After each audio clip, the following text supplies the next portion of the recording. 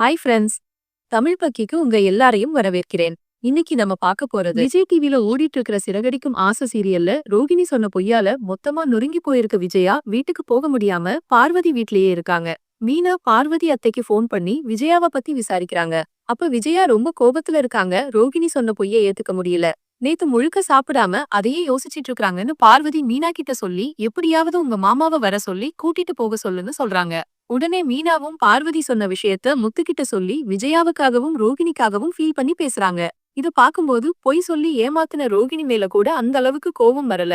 தியாகியா நடிச்சிட்டு இருக்கிற மீனா மேலதான் எரிச்சலா வருது.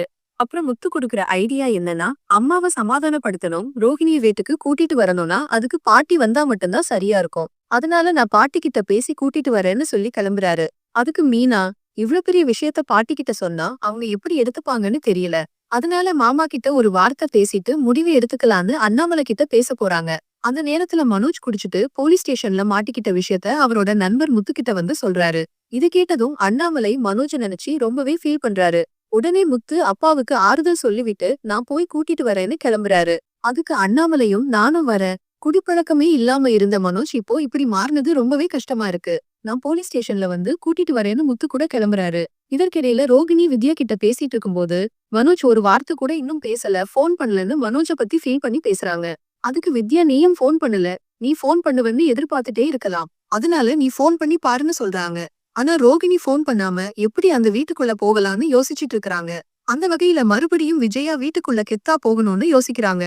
அதனால ரோகிணி அம்மாவாக போறாங்கன்னு கதை அடுத்தது வரப்போகுது. அது மூலமா ரோகிணி விஜயா வீட்டுக்குள்ள ஈஸியா போயிருவாங்க. மேலும் ரோகிணி கர்ப்பமாகிட்டா விஜயா குடும்பம் ஒட்டு மொத்தமா சந்தோஷமா மாறிடும். முத்துவும் மீனாவும் சந்தோஷத்துல இனி தலையிட மாட்டாங்க.